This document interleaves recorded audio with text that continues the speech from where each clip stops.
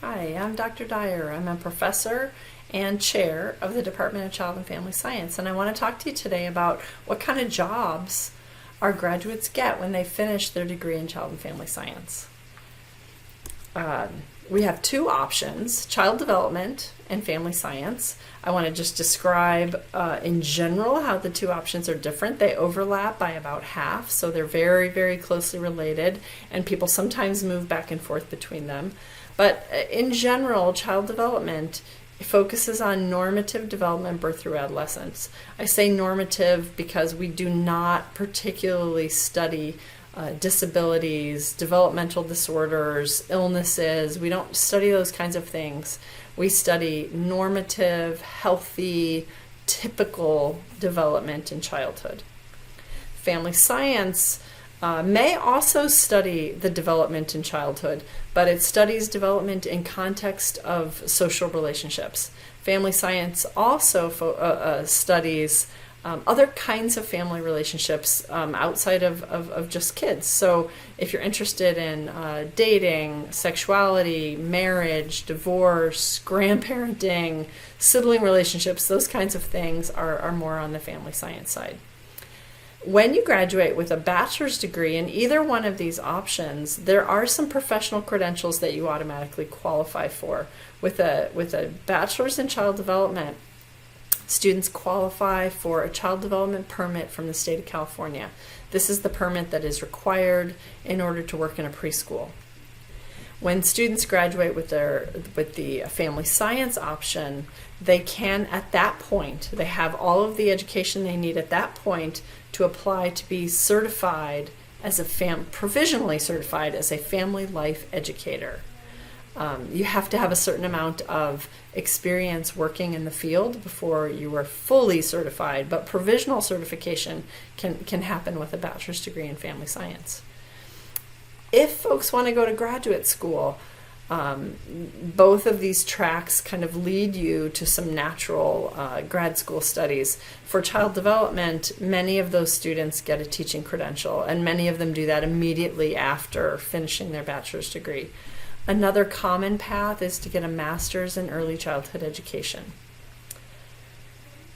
On the family science side, students who do family science typically, very often do that because they know they want to work in some kind of clinical field. They might want to get a school psychology degree, or most commonly a marriage, child, and family counselor position. That's what they want to do. It requires a master's degree. Family science is kind of the track to take that would get you there. Students who want to go into academia and get a PhD, do research, perhaps work at a university as a professor, those PhD track students often go through family science as well.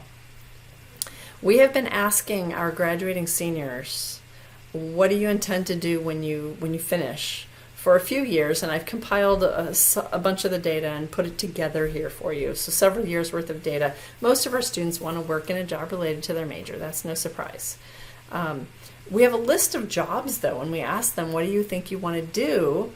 And on average, they mark more than 5 of those. They mark 5 or 6 different jobs as things that are sort of on their radar that they might want to do. What this suggests is that a lot of our students like a field of study. They're interested in a topic, and they don't yet know exactly how to apply it, but our degree is flexible enough that you could take this degree and apply it in multiple different ways. So as they're graduating, they're making a short list of the kinds of jobs that appeal to them. Many of them are interested in masters, although many of them say, I'm not going to do that right now. I'm going to work in the field for a while before I get my master's. But many are eventually interested in doing that. When we ask all students, the most common answer that pops up on what job do you think you might want to have is therapist. More than half of our students say their end goal at some point is to be a therapist. Close to the same number, half say, I want to do some kind of family life education. I want to work with parents. I want to work with pregnant teenagers. I want to work with couples. I want to help people with family relationships and do that through education. So either through therapy or through education. Those are the most popular answers that our students provide. Now, some other jobs that if this appeals to you, then maybe you should think about the family science option. People say, I want to direct a nonprofit. That is the kind of job that probably fits under family science better than it does child development. And folks who say they want to be a social worker, family science is generally a better option for them. Many of those social work people interested in social work, by the way, are interested in child protective services. Almost as common are the people who say they want to work in childcare or they want to work as an elementary school teacher. These are really common aspirations of our students, and if those are your aspirations, then probably the child development option is best for you. Some folks say, I want to work in a childcare, but I want to do it as an administrator, not as a teacher. And some folks say, I want to work in a school, but not as a teacher, as a school psychologist. If you're going to be working in a childcare center or a school with children, pretty much children all day, then child development is a better option for you. Notice the family science, the jobs I've listed under family science, they often involve children, but they also involve those children's relationships with parents, with other family members. A few jobs that are commonly mentioned, but they fit sort of equally well under the two options. Child life specialists, those are folks who work in hospitals. They work with children specifically in hospital settings. A lot of their work is, of course, with those children's parents. And so they're very attuned to context. So if you're kind of interested in health and working with children, then child life is something maybe you should look into. And you can do it equally well with the child development option or the family science option. College professor, it sort of depends on what kind of professor you want to be. If you want to be a community college professor teaching child development, then get a child development bachelor's degree. And those are good jobs. There's a lot of child development in community colleges, and so they hire a lot of master's level child development instructors in community colleges.